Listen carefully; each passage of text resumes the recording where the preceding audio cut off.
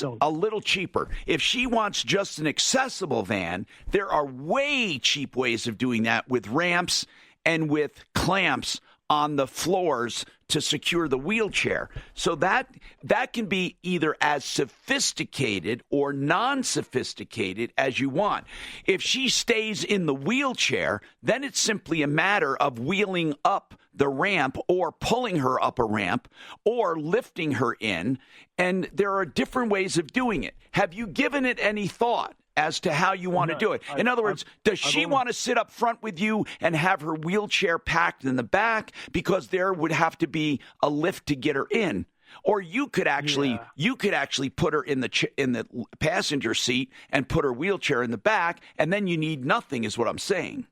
So sure.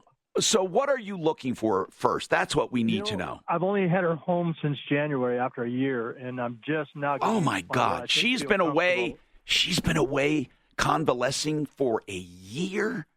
Yeah, hospitals and nursing homes, yes, sir. Oh. So I'm just feeling that I'm just asking you for a place to start looking. Okay, for the vans, and that's why I'm asking what level you need. So what I'm going to ask you again is, what is your mission? Will it be to go out on a Sunday drive, or will it be just for necessity? What is your mission? No.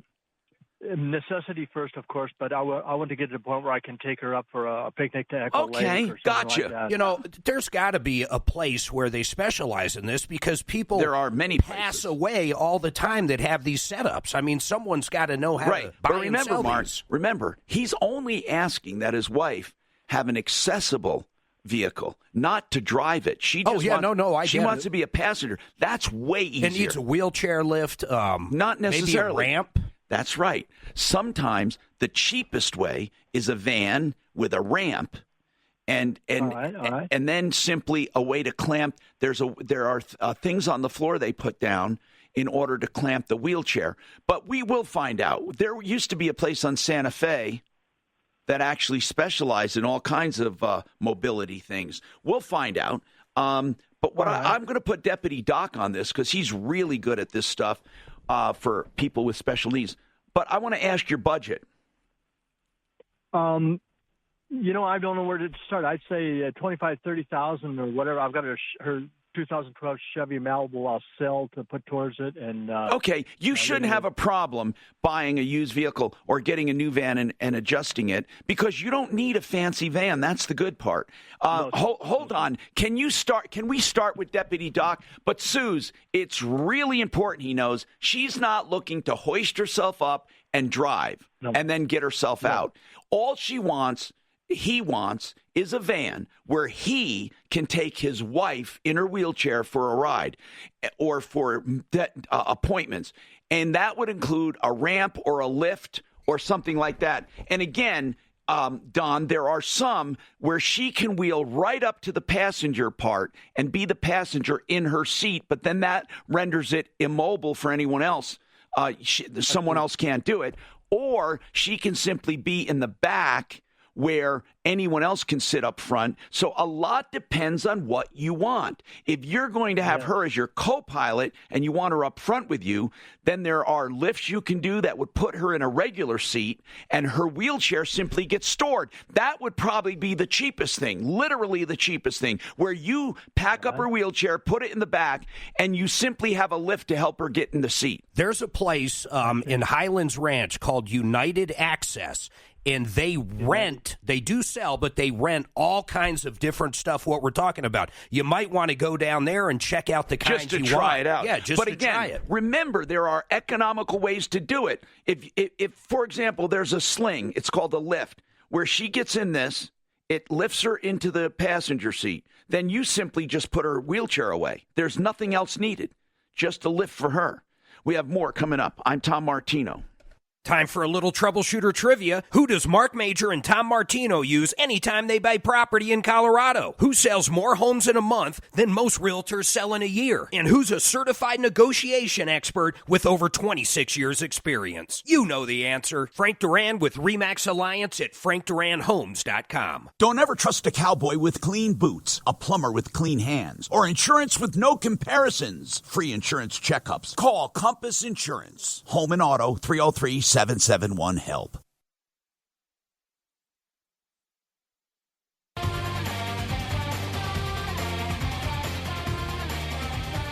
Hi, Tom Martino, your troubleshooter. Mark's got a comment on medical stuff here. So, health insurance. Mark, what's your comment? Yeah, Tom, last week you talked to a guy right at the end of the show. He was turning 65. His wife worked at Kaiser, and you gave him the information about signing up for Medicare. Well, the same thing happened to me. My wife works at Kaiser. I turned 65 in December. I checked with Integra, John at Integra, and he said for what me to do was to sign up for Part A, the hospitalization, and decline Part B. You can do that?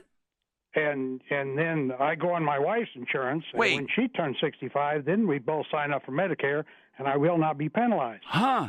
But you declined Part B. Does it save he was telling me. Does it save you money by rejecting B?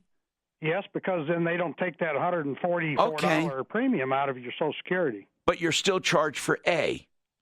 Well, A, there is no charge for A. There's no premium for A. I'm sorry. Okay. Well, Mark, So I still got hospitalization, but I declined the Part B, which has the premium, and they don't take And what the does premium out of my what does Part B cover?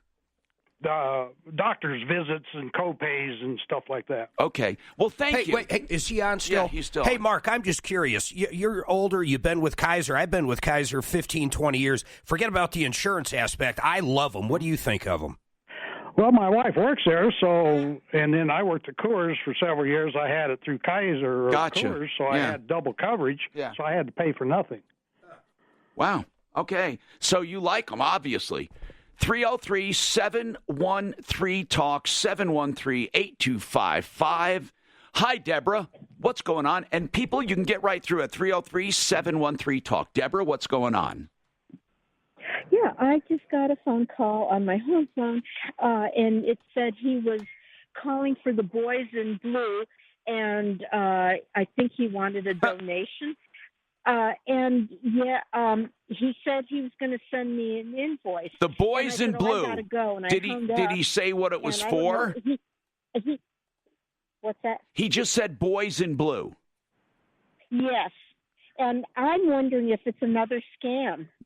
Well, goodness gracious. It's a crapshoot no matter what. I'm sure it probably is. But did they say, what it was about? Like, did they say, like they're collecting for police or just Boys in Blue?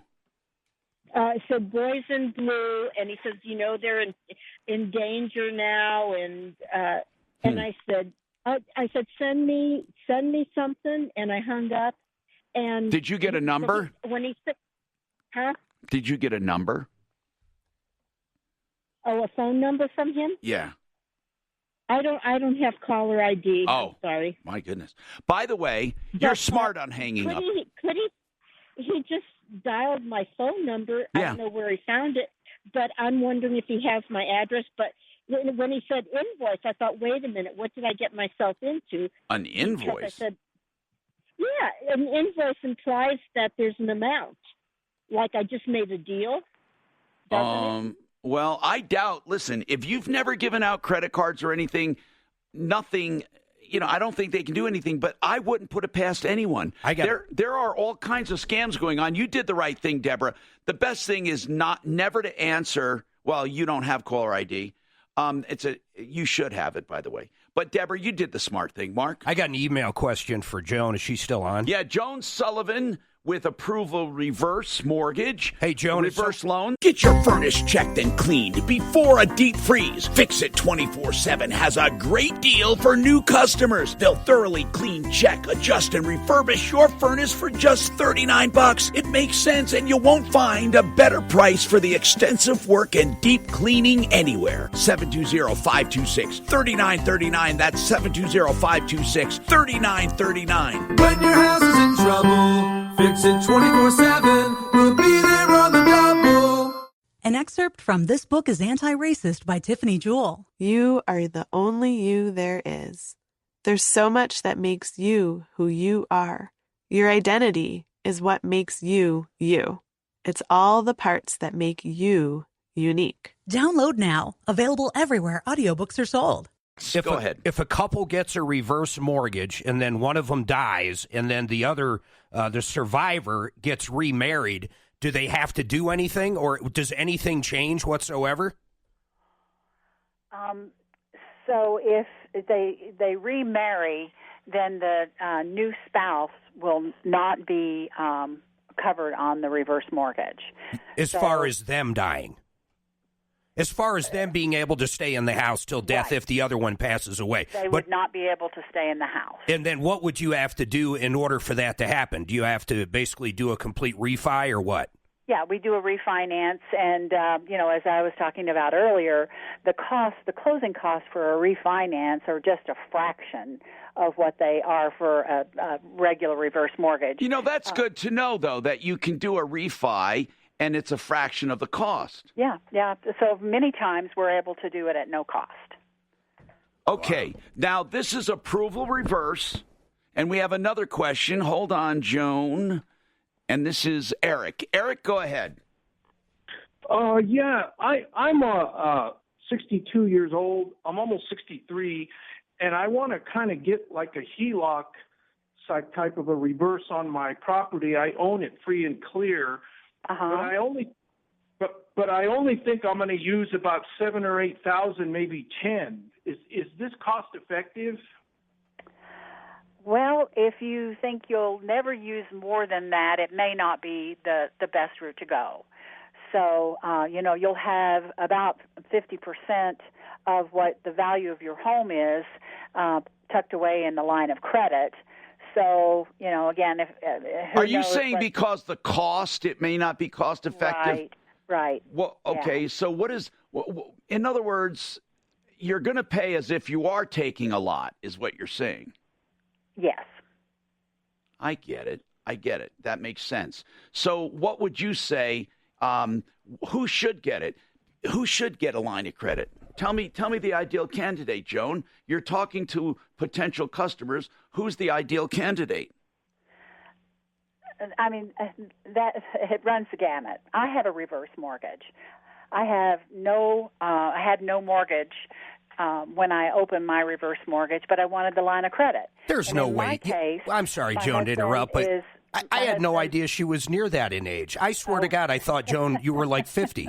I'm not kidding. Now, Joan, I've had it for a number of years, and the reason that I opened mine is we have no long-term care insurance. My husband's 84, and if something happens to him, I want to be able to take care of it. I like the idea that it shows your house is not available to creditors or lawsuits. Yeah, because if someone goes into the county records and looks at what the lien is on the property, a reverse mortgage shows 1.5 times what the house appraised for when you initially open the reverse mortgage. That's not what you owe, but anybody going in to look at the county records will assume that there's a humongous mortgage. So you're judgment proof, basically. No, it does help you there. It really does. So do you have any specific, Eric, knowing this, do you have any other questions? Is the reason why it's not cost effective, is that because the initial cost at closing is too high? Is that the reason? So the cost at closing is going to be somewhere around 4% of what your home appraises for. And that is all rolled into the loan. Wait a minute. It's 4% of the appraisal or 4% of the anticipated loan? So it's 4% of the appraised value. Oh. Yeah, so it can be pretty stiff. Now, is that on all of the loans? No matter what loan you get, even if you get a smaller loan, you're paying based on the appraisal of the house? You're right, based on the appraisal of the house. Because mine is worth, it's a small condo, it's worth about $225, so it'd be 4% of that to borrow $8,000. Is that's not right? Yeah, and this is why I love Joan, because she's going to tell you the truth and not slam you into something. I mean, she's going to be honest with you. I love that because we want to make you think. Well, of course, we don't. She's not looking to just get somebody a loan. She's looking to make it work and do the right thing for you. Yeah, I see what you're saying. That wouldn't be really worth it. What is your goal? What do you need the money for? To start fixing up the condo. And you own it free and clear.